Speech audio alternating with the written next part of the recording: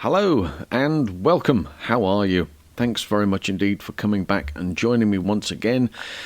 We're in anniversary land. 40 years ago this week, Octopussy, the 13th James Bond film, arrived on the big screens. Roger Moore at his finest, very clearly. Wonderful cast. Nice story, lots of exciting locations, fantastic girls, and action to die for. And that's what we're going to be looking at today. If you remember, way back, if you've been with me from the very beginning, you will remember that I did the Bond films first. That's how this whole podcast and YouTube thing started. And we did an episode on Octopussy. If you haven't seen it, I've just rejigged it a bit, is all it is. So it is the same thing. However, it's an appropriate time to re-deliver this to the nation. I'm very lucky to have a number of guests along the way. Rocky Taylor is on this. The beautiful Christina Waybourn is on here as well as Magda. Paul Weston is on here as well, and we start with 009 himself, Andy Bradford, and here he comes.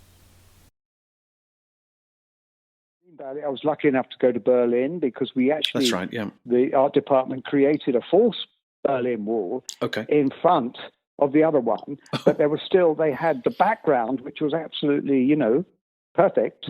And it was quite weird going over, to come over the other side of the wall with the real Berlin Wall just behind me and all the guards across in their various little positions with their binoculars and things, being probably very fascinated by what was going on. Yeah, exactly. Yeah. So, that was great because I really loved Berlin. And I went back there again to do another film. I think it was later. Yes, it was later than Octopussy. But you did ask how it happened or how I got the part. Yeah, how you got that role as 009. Well, Octopussy was being... Martin Grace went for a recce on Octopussy to the Nîmes Valley. Right. You see, Martin, before the injury, was, Roger Moore's pretty well exclusive stunt double. Yes, that's right. Anyway, he goes on a recce, and they were talking about, now we've got to get the guy here. We need to double him here. That won't be too difficult. And then he's got to do this other thing. And then you've got to go, so we double him here.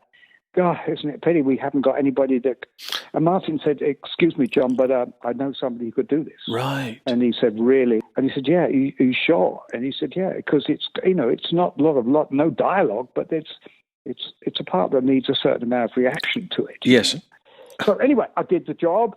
And on the way, our first part of the film was starting in Berlin. Right.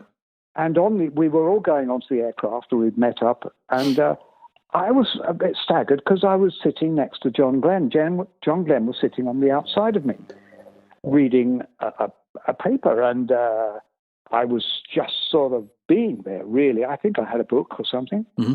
And he said, Andy, Andrew, what do you like to be called? And I said, well, everybody, I'm Andrew this, but, my mum calls me Andrew, but everybody in the industry generally calls me Andy now. Mm-hmm.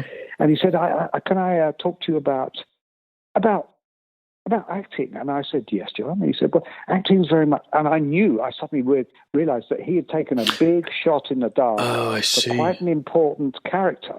Right.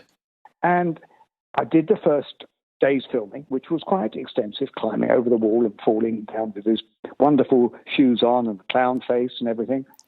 And I think a day after, they had viewed rushes, and I was in the bar just off the Kapuzendamm. It was a nice hotel. Hotel Kopinski, I think it was called. Okay. And Michael Wilson, one of the producers, came and sat on the bar stool next to me, and he said, and he turned and he said, "Would you like a drink?" And I said, "Well, I'd have another beer. That'd be very nice." And he said, "Well, I just want to say, Andy, that we've seen the rushes," and I had that incredible paranoia that, I'm really sorry, but it ain't going to work. We're going to have to reshoot with someone else. I really had. Anyway, Michael Wilson said, "Have you ever thought about being an actor, Andy?" And I said, well, it's funny you should say that. Interesting. But which was very complimentary of him. And I thought that was very nice. So thank you. And that gave me a sort of boost, and I felt that, much more secure from then on. But of course, a lot of the other stuff wasn't directed we went to do second unit in Black Park and the Neem Valley stuff and the knife. And yeah, it all went great. And I think I texted you to say how sad I was not to complete. And of course, we must talk about you going into the water. How was that done? I mean, was that literally a case of timing and going into the water at a certain spot? That presumably all had to be safety checked beforehand, that weir before you went into it? Yes, the weir, I guess, was safety checked. Mm-hmm. I don't record safety checking it myself. The water, when you go backwards, wasn't that deep. Right. But I had a lot of experience and I think that helped me certainly get into the stunt register, was of the diver. I know how to go backwards into water from a height to, as you call, flat it. Yes. And you've also got, I don't think I wore a back protector, but I had a reasonably good costume. You've got to be careful. Did you have a wetsuit on under it? I think I probably did, but very thin, because I didn't want to fit. Sometimes when you see actors or some stuff done with a wetsuit, it makes you almost too buoyant. But right. They wanted to see the costume. I probably did have a wetsuit, and I think Martin Grace told me to go and get one. It was very early days in my sort of stunt career. And so the what would you say the approximate distance was from the fall into the water? What sort of height are we talking about, do you think? Oh gosh, it's 10 or 12, a bit more. I would, that 10 or 12. Nothing that would freak me. Okay. No, if it'd been 7 meters, you're doing a different kettle of fish. I think I went. I think I went pretty well flat. I think the knife comes quite near. And yes, I've got it does. A very good still, and then it gets me in the centre of the back, doesn't it? Right, that's it. Yeah, you get one in the back. And they wanted me to fall backwards, almost like a tree, and that's what I did. And that flat back to the water, so you're on the surface of the water because it's not very deep, but it's deep back. But as the water goes over the lip of the, as it were, the weir, it's very shallow, isn't it?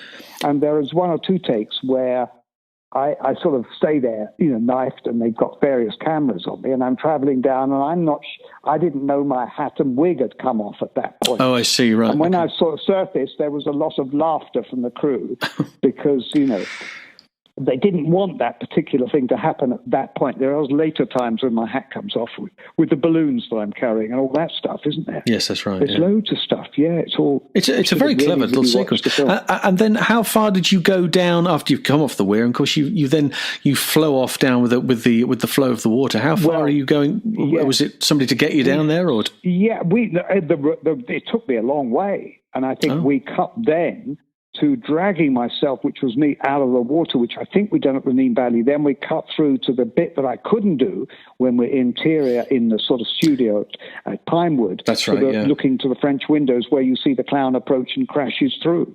Yes. I've always been terribly embarrassed when I've been asked to go and sign pictures. It's not me, it's Dave Holland. Yes, Dave Holland, and dear old Dave isn't with us anymore. No, sadly. And of course, we must talk about you. It's later on in the film, which of course is the Monsoon Palace, as I believe it's referred to. That's right. Yeah, and of course, going down the stairs, and that was the somersault down the stairs. That looks quite like the Irish whip or something of that nature to get you down the stairs. Years ago, I used to practice Aikido with my best buddy. I met him on a Dixon of Dock Green, way back before the time. And we shared a dressing room down the bowels, as it were, of the BBC. You are taught, we called it an Aikido. It's like a throw roll. It's like one of my sons does judo quite a bit, but you make yourself a wheel, and you can do it on concrete. It bloody hurts. I seem to remember a tiger rug as well being thrown over the railing, if I'm not mistaken, which you then fire at, and then you then fall down the stairs. I think that's. Oh gosh.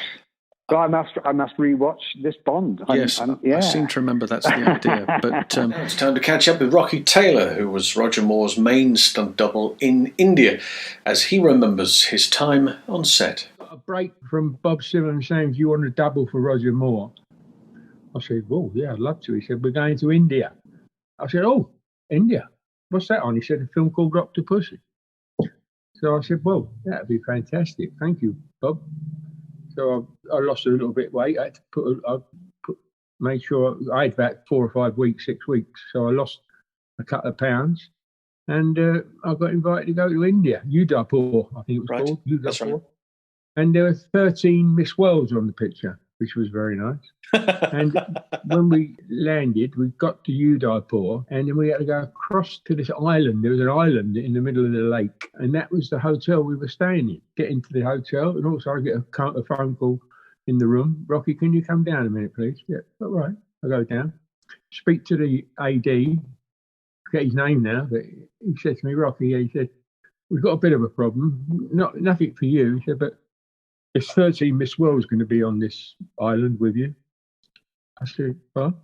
He said, 13 Miss Worlds are playing parts in this film, and we put them in this hotel, and you've got to make sure that you look after them. He said the word problem. I don't see it. Is there a problem? I don't see a problem, surely. I said, I don't know whether I can cope with that. I don't know. Anyway, it did transpire. We had a great time. Where was I? Oh, on Octopussy, I had to go into the water, doubling for Roger. Yes, that's right. At the end of the tiger hunt, isn't it? Yeah, and what they said was we were on the beach, and they said the boat's coming in, Rock. Yeah, he said, and you've got to go through these weeds and get to the boat. And the man behind me said, well, there's lots of slugs and stuff in there. He said, I said, well, so I put a wetsuit on underneath my clothes. Yeah. And I went out. I managed to get out. You can see me looking for these bloody slugs. Get to the boat. Get in the boat. And as I came out, I looked, and I'm full of slugs all the way down. Thank God I put the wetsuit on. Leeches, aren't they? Shocking. Leeches. Yeah. That's horrible, what I meant. Leeches. Horrible slugs. Things. Oh dear. Leeches. Yeah. And Roger was on the thing. He said that was a good job, Rock. Thank God I didn't do it. I said, yeah, thanks, Roger. He's not daft, is he? No. Now the other thing, He's a lovely man. The other thing, of course, doubling Roger in India was part of that amazing tuk-tuk chase. The tuk-tuk. Yeah, I wasn't driving the tuk-tuk. I was passenger in the back. That's right. Doubling for Roger. The guy in the front driving the tuk-tuk was Remy Julien's son. Dominique. Was it Dominique? I think it was Dominique. Yeah. And we had to go down the high street through all the stalls, smashing stalls left and smashing stalls right. And someone throws a knife at him down. They're throwing a knife to try and hit him. Right. This round knife, there's a knife with two blades on the end. And That's throw it. And it hits me, or supposed to be Roger, in the chest, and it sticks in. And you see it go zoom. And you go, oh, Roger's been stabbed. But what happened, they gave him some notes, money notes. Bundles of money in his pocket, yeah. And the spear hit the notes and stuck in it, and he didn't die. Right. You know what I mean? So, and then we do a jump over a camel. That's right. We do a jump over a camel. We take off and land in boxes the other side. That was a pretty hair-raising experience. I bet it was, yeah. In a tuk-tuk. Certainly as far as a lot of that driving was concerned, so you were the passenger, you were coming down the flight of stairs, you were in the back doubling Roger that period of time. Dominique was doing the driving, but you were always the double when we're seeing that action on screen. Most of the time it was me. I think there was a chance I wasn't there one morning. We did it in 2 or 3 days. Okay. One morning I didn't turn up, so another guy got in. I think his name was Patrick. Pat Banter. Yeah, he did a bit of it as well, but most of it was me. Martin Grace got very badly injured. He was the main double for Roger. Yes. And he got very badly injured on the train where he broke his back and his pelvis hanging on. They called me back from India to come back and finish off some doubling for him. But by this time, Paul Weston got involved. I did do a couple of rolls down the benches. That's right. I mean, after Bond and the guy he's fighting, in this case, it's Paul and Wayne Michaels, after they leave the train, then there's a scene of you rolling down the bank and running away. Right. I come off the train and roll down the dirt into the woods and run away. That was me, yeah. But these, like nowadays, these films have got about 3 or 4 different doubles now. You're not just tied to one person.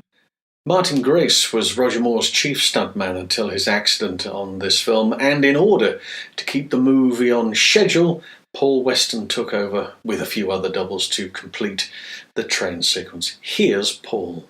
On Octopussy, Martin had his accident on the side of the train, and they called me in to take over and coordinate the whole thing and double for Roger, which was fine. I was quite happy to do.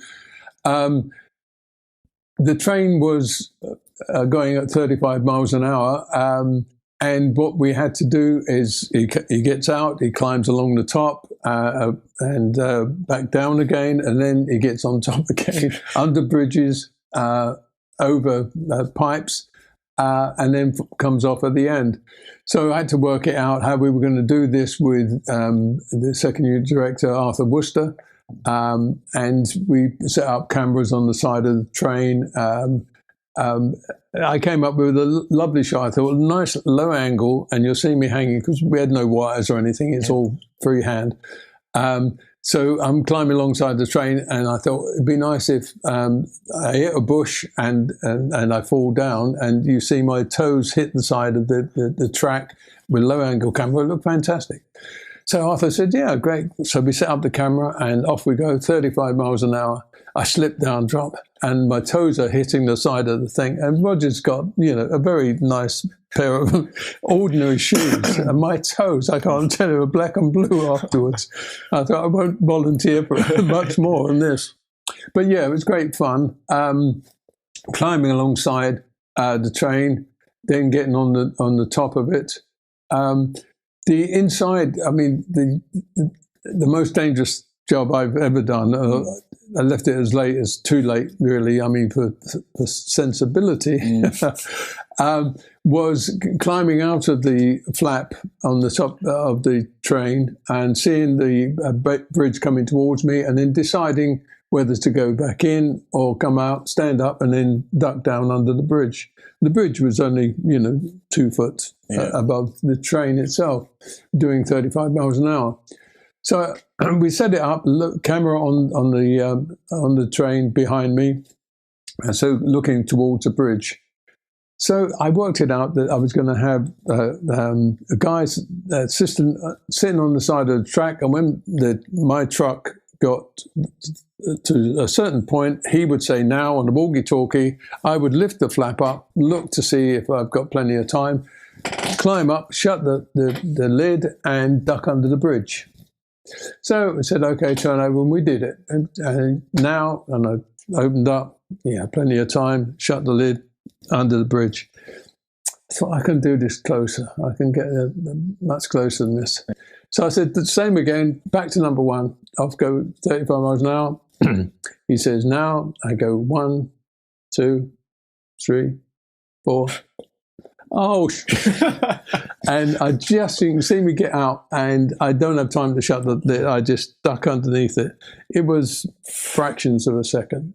Just out. I would have been wiped out. And then we come out the other side, and each time I'm on top of the train, there's a pipe across the middle of the track. So I lay down and go underneath it. And I said to Arthur and the boys, I said, if they see this on rushes, they're going to say, Paul, about this pipe. So sure enough, 2 days later, I get a call. Paul, about that pipe, you think you could dive over it? I said, I'll give it a go. So you're doing it 35 miles an hour. And for me, it's all relevant because I'm just taking a couple of paces running. But the pipe is 2 feet or so, 2'6" above the track. It's coming at me at 35 miles an hour. So I've got to time it so that I'm in the air when it goes underneath me. If I jump too soon and my feet come down on it, I'm going to be knocked off, and there's no safety. So I said to the boys, I said, look, forgive me if I chicken out. I'll do what I can, but let's have a go. And sure enough, it came at me 35 miles an hour. I timed it just right, leapt up in the air, and it just went underneath me, and I hit back on again. The problem was hitting back on again, bouncing. Yeah. But I did it okay, so that was another good one to have done. There was 2,000 boxes alongside the railway track, and they were deciding, they did that. It was probably 150 yards of time to come out, to come off. So they didn't know when they were going to come off, and it would, so they were covering themselves with rows of boxes. I mean, just boxes. So now it's come down to me to do. So I look at it, and in that case, where would you put a camera? So I knew exactly what I was going to do. At the end of the boxes, or the start of the boxes, I would have a sandbag, which I did, and doing 30 miles an hour, just throw the sandbag. And where the sandbag hit is where we were going to hit. So put the camera on the other side of that. You didn't need any, you only need the boxes where you're going to land. Yeah. So that's what we did. And we had Wayne Michaels doubling for one of the twins, and he did tremendous courage. Because I'm facing where we're going, he's got his back to it, and there's no boxes, he can't see it. So I said to Wayne, look, trust me, I'll put you on, we'll both go off in the boxes, but before the camera. So he said, yeah, do okay. And with great courage, I got hold of him. I said, now. And as he went, I had to leave my toes on for a fraction of a second longer. If we'd have gone together, we would have both hit, and that would have been painful, falling on top of each other. So I had to leave it just a fraction of a second. So I overtook him and landed in front of the cameras. And it worked out perfectly, and he was very good.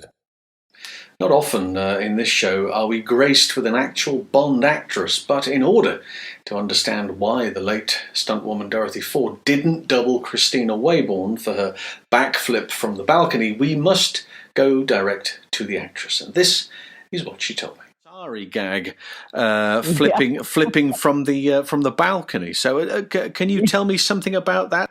It actually started.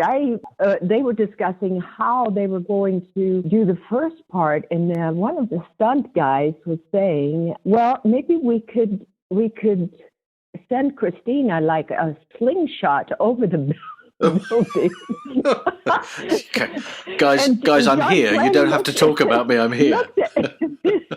Looked at him. I was sort of excited. I said, yeah, that sounds interesting. And John Glenn said, no, we can't do that because we're going to need Christina when we get home to London.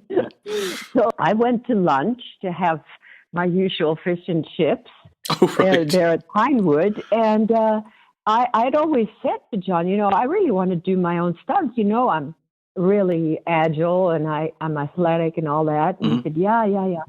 So when I came back from lunch, John said seriously to me, he said, so you really want to do this stuff? I said, well, yes, of course. Okay. So I didn't know until much later about Dorothy and the whole thing. And I didn't really know any details about it, so. I wouldn't be at all surprised if Bob Simmons had said, let's rehearse for it.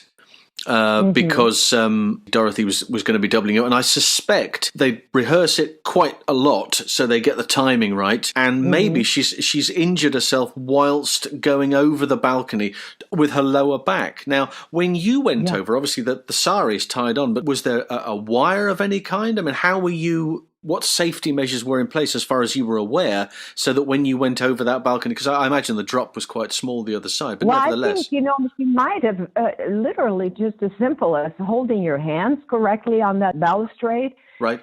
I don't know what her issues were there, but, I wasn't, I just dropped into a huge air mattress like. Right. Okay.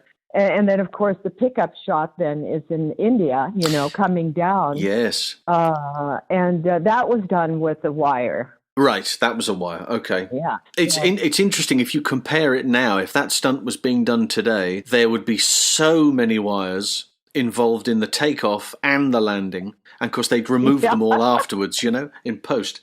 But John, I'm an old cowgirl, so nothing faces me. I've been jumping from hay lofts all my life, and I couldn't wait to get up on the highest crossbar in the barn there where I grew up on the island of Öland in Sweden, to jump down into the hay. I mean, the higher up, the better for me, So I don't know whether you knew this, incidentally.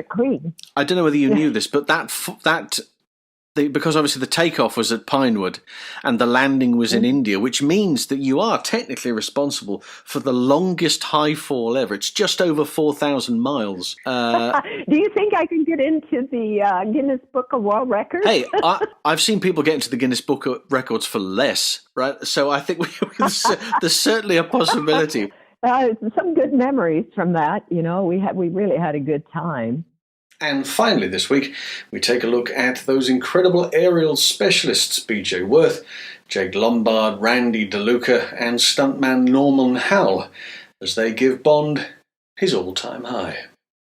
So this is Norman Howell. He's the stunt double for Roger Moore. He's got to ride the horse and jump forward. Now look at his left leg. His left leg is positioned right on the end of the tail of the plane, and he's using an L step, an L stirrup. Look, there's no way of him catching his foot in it. He'll have the same the other side. He has to jump forward ahead of the horse to get out of the saddle and onto the rear of the aircraft, which he does there. And that's an excellent piece of work. That really is. Billy Burton brought Norman Howell in. It's an excellent equestrian. And this particular sequence, of course, we forget that if Moonraker hadn't have worked, if that opening pre-title sequence hadn't have worked, you wouldn't be getting action sequences like this. This is some of the test footage. And these boys are incredible. I mean, the way that they create the action. Little bits of information. For instance, the hiding of the handholds along the design of the aircraft. That top bar, there's a bar there. It's a rubberized bar, or it's covered in rubber, and it's attached to the fuselage so they can hold on and get into some sort of position. The forces on your body as you're attached to the aircraft and spinning and tumbling. This is BJ Worth here, of course. He's got an altimeter on and goggles, so it's a test. They're all testing the handholds to see how successful they are. All the guys getting out, holding on. One goes way back. Jake Brake goes way back, and they're all on top there. And look, they're holding on. They're perfectly happy. They're chatting with each other, or as chatting as you can be in a 200-mile-an-hour wind, and making decisions about, we feel pretty safe here. And then they're going to make a decision to go and leave. But these are all important tests. All of these tests have to be done. If those handholds don't work, then they've got to go right back to square one again. They've got to redesign them. And of course, the costume design as well. Here's BJ. He's doubling Gobinder. And he's wearing a turban, and he's got a beard. Now 200-mile-an-hour winds. That's really all you're going to see. And here's Jake on the roof. This shot from the film, of course, peering inside, trying the door handle. And now he's got to tell the guys inside, right, I've done that bit. Let me in. So there's a system. Bang on the roof. Let me know you're ready. There we go. There's the bang on the roof, and in he goes. Again, using the handholds. There's a foothold there just by the edge of the door. Anything that's going to make life easier. And you find that since this movie came out, this is standard now on any aircraft that is used for parachuting. They have these the patented designs. BJ coming out now with the rubber knife in his mouth. People have asked me, how does he manage to hold that real knife in his mouth? Well, he doesn't. Look, he can barely hold his feet on the floor with 200-mile-an-hour winds. It is very, very blowy and very, very disorientating when they're up there. Now, of course, he's out in costume. He's got no altimeter on, no goggles, so the wind is in his face. And look at it, without those handholds, he wouldn't be able to maneuver himself into position. He's really having trouble getting any grip with his feet whatsoever, and having to work his way forward on this, and of course can make a communication to the camera. So wait, I'm going to go back in again. Let me try that. Let me try it once more. See if I can do it. This is a fixed camera position on top of the aircraft, and this is Jake, and he's just got handholds. Right, the feet aren't attached. This is pure handholds and gravity. The G force is holding him, forcing him in place. Now, of course, my concern here, look at BJ working his way up towards the front. That's a prop aircraft. Look how close he is. His left foot is to the edge of where the propeller is. Really unbelievable. Now, he's been asked on numerous occasions, do you realise how far you were going forwards? Of course I knew how far I was going forwards, he says. But you have to ask, I mean, man, that is really, really close. Any farther forward and he would be in serious, serious trouble. As they work their way in and work their way out, you can see the way the costume hugs the parachute underneath. It's very, very cleverly done. And these are revolutionary in design for these type of action sequences. There we go. Bond lives to fight another day thanks to the people like Jake Lombard and BJ Worth and Paul Weston and Wayne Michaels and Jim Dowdle and Rémy Julien and his team. So it's important that, we get all of this into some form of perspective. Yes, and Rocky Taylor. Yes, I know. And Rocky Taylor. He would be the first to go, oi, and me. And he'd be quite right too. That, of course, was the start of his Guinness World Record, because he is the only stuntman to have doubled 2 Bonds in the same year, doubling Roger there in India and on the train sequence, and doubling Sean Connery at the start of Never Say Never Again. So that's how he got himself into the record books, deservedly so. I hope you've enjoyed Octopussy. Later on in the year, Never Say Never, we'll be having a look at that as well. I know that there's an anniversary for Live and Let Die as well, and if you want to catch up on those, do so. Catch up by having a look at the YouTube channel, go through them, you'll see all of the pictures there. But Never Say Never is later on in the year, and until next time, it's bye for now.